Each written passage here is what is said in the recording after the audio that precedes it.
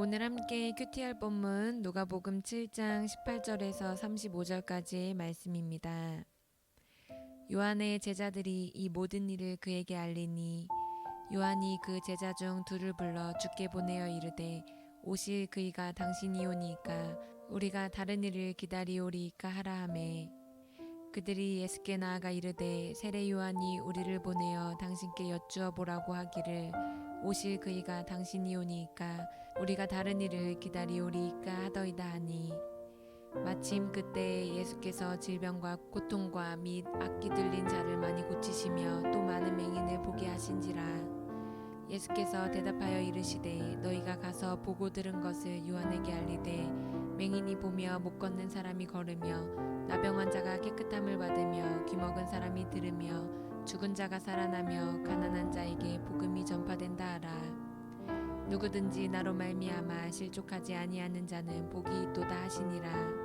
요한이 보낸 자가 떠난 후에 예수께서 무리에게 요한에 대하여 말씀하시되 너희가 무엇을 보려고 광야에 나갔더냐 바람에 흔들리는 갈대냐 그러면 너희가 무엇을 보려고 나갔더냐 부드러운 옷 입은 사람이냐 보라 화려한 옷을 입고 사치하게 지내는 자는 왕궁에 있느니라. 그러면 너희가 무엇을 보려고 나갔더냐 선지자냐 옳다 내가 너희에게 이르노니 선지자보다도 훌륭한 자니라. 기록된 바 보라 내가 내 사자를 내 앞에 보내노니 그가 내 앞에서 내 길을 준비하리라 한 것이 이 사람에 대한 말씀이라. 내가 너희에게 말하노니 여자가 낳은 자 중에 요한보다 큰 자가 없도다.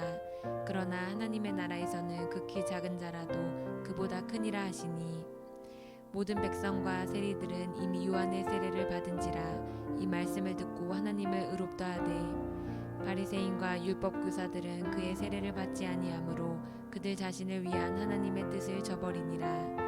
또 이르시되 이 세대의 사람을 무엇으로 비유할까 무엇과 같은가 비유하건대 아이들이 장터에 앉아 서로 불러 이르되 우리가 너희를 향하여 피리를 불어도 너희가 춤추지 않고 우리가 곡하여도 너희가 울지 아니하였다 함과 같도다.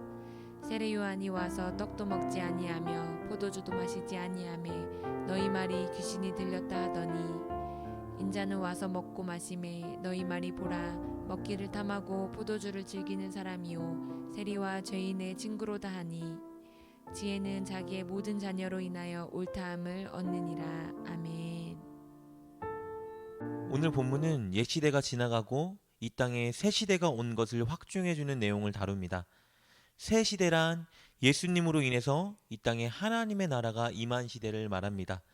그것은 이사야 61장 1절 2절 말씀이 메시아를 통해서 이루어진 시대를 말합니다.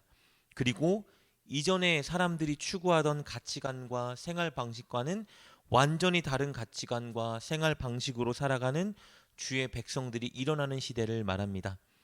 세례 요한은 그 시대가 이루어지기 직전에 토양 작업을 하며 그 시대를 준비했던 사람입니다. 새 시대를 가지고 올 메시아가 올 때에 사람들이 그 메시아를 잘 받아들이고 따를 수 있도록 회개를 선포하고 사람들의 마음을 준비시켰던 자였습니다. 그리고 세례 요한이 그렇게 자신의 사명을 잘 감당할 때에 마침내 메시아인 예수님이 이 땅에 하나님의 나라를 가지고 오셨습니다. 이 땅에 새 시대가 임한 것입니다. 그러나 예수님이 본격적으로 하나님의 나라를 선포할 때에 요한은 옥에 갇히고 맙니다. 요한은 당시 분봉왕이었던 헤롯 안티파스에게 그의 죄를 지적하고 회개를 선포했는데 그 헤롯 안티파스는 요한의 충고를 따르지 않고 그를 오히려 옥에 가두고 말았습니다. 옥에 갇힌 요한은요, 그러나 실망하거나 절망하지 않았습니다. 왜냐하면 메시아께서 사역을 본격적으로 시작하셨기 때문입니다. 요한은 이제 메시아가 종말론적인 심판을 이 땅에 가지고 오실 것이라 생각하고 있었습니다. 그런 와중에 요한의 제자들이 예수님이 전하시는 말씀을 듣고 행하시는 기적들을 보고 옥에 갇힌 요한에게 그것들을 전달했습니다. 그런데 그 소식을 전해 들은 요한이 갑자기 큰 의구심에 빠져들기 시작했습니다. 내가 생각하기로는 이 예수님이 메시아인 줄 알았는데 그런데 그가 메시아가 아닌 것인가? 그는 혼란스러웠습니다. 그래서 자신에게 찾아온 제자들을 다시 예수님께 돌려보내고 질문을 던집니다. 우리 18절과 19절 말씀입니다. 요한의 제자들이 이 모든 일을 그에게 알리니 요한이 그 제자 중 둘을 불러 주께 보내어 이르되 오실 그이가 당신이오리이까 우리가 다른 일을 기다리오리이까 하라 하매. 여러분, 그렇다면 예수님을 메시아로 알아봤던 요한은 갑자기 왜 예수님에 대해 의구심을 갖게 되었을까요? 그것은 자신이 생각하고 기대했던 메시아가 하실 일과 지금 현재 예수님이 행하시고 있는 일이 완전히 달라 보였기 때문입니다. 세례 요한은 메시아가 이 땅에 오면 바로 종말론적인 심판을 행하실 거라고 기대했습니다. 이것은 그가 선포했던 메시지에 그대로 담겨 있는데요. 우리 누가복음 3장 9절과 3장 17절 말씀을 한번 살펴보겠습니다. 이미 도끼가 나무 뿌리에 놓였으니 좋은 열매 맺지 않은 나무마다 찍혀 불에 던지리라. 손에 키를 들고 자기의 타작 마닥을 정하게 하사 알곡은 모아 곡간에 들이고 쭉정이는 꺼지지 않는 불에 태우시리라. 요한은 이렇게 메시지를 선포했습니다. 메시아가 오시면 회개하지 않는 바리새인, 서기관들, 종교 지도자들, 그리고 자신을 가둔 헤롯을 비롯한 이방인들을 메시아가 심판하고 불에 던지실 것이라 기대했던 것입니다. 그런데 제자들을 통해서 들리는 소식에 의하면 예수님은 그런 심판에 전혀 관심이 없는 분처럼 보였습니다. 이방인의 기도를 들어주시고 과부의 아들을 살리고 죄인인 세리를 불러 자신의 제자를 삼고 있으니 도대체 이분이 메시아가 맞나 의심이 들기 시작했던 것입니다. 예수님은 그런 의구심을 가지고 온 요한의 제자들에게 이렇게 말씀하시면서 요한에게 전하라 하십니다. 우리 22절 말씀입니다. 예수께서 대답하여 이르시되 너희가 가서 보고 들은 것을 요한에게 알리되 맹인이 보며 못 걷는 사람이 걸으며 나병 환자가 깨끗함을 받으며 귀먹은 사람이 들으며 죽은 자가 살아나며 가난한 자에게 복음이 전파된다 하라. 예수님이 행하신 일들을 요한에게 전하라고 말씀하신 거예요. 그런데 이것은 정확히 이사야 61장 1절과 2절에 기록된 예언의 성취입니다. 그렇다면 예수님은 이 말씀을 통해서 이렇게 말씀하고 계시는 거예요. 내가 바로 그 메시아다. 하나님의 나라가 이 땅에 임했다. 그리고 요한에게 이렇게 전하라 말씀하십니다. 내가 하고 있는 이 일이 자신의 생각과 기대와 달라 보인다 해서 실족하지 말고 그저 나를 신뢰하고 따르라. 그러면 복이 있다. 우리 23절 말씀입니다. 누구든지 나로 말미암아 실족하지 아니하는 자는 복이 있도다 하시니라. 그러나 예수님은 의심하는 요한을 이해하시고 사람들이 오해하지 않도록 요한이 훌륭한 선지자라 인정하시는 것을 보게 됩니다. 24절의 말씀처럼 요한은 갈대처럼 흔들리는 줏대 없는 자가 아니라 25절의 말씀처럼 요한은 화려함과 사치를 쫓는 자가 아니라 오히려 26절의 말씀처럼 요한은 어떤 선지자도 견줄 수 없는 아주 훌륭한 선지자라 인정하십니다. 예수님은 28절을 통해서 요한보다 큰 자가 없다고 말씀하시면서 그의 위대함을 인정하십니다. 28절 말씀입니다. 내가 너희에게 말하노니 여자가 낳은 자 중에 요한보다 큰 자가 없도다. 그러나 하나님의 나라에서는 극히 작은 자라도 그보다 크니라 하시니. 그러나 예수님은 이어서요, 하나님의 나라의 극히 작은 자도 이렇게 위대한 요한보다 크다고 말씀하세요. 여러분, 이 의미는요, 사람이 가진 위대함이나 존재의 가치를 비교하는 말이 결코 아닙니다.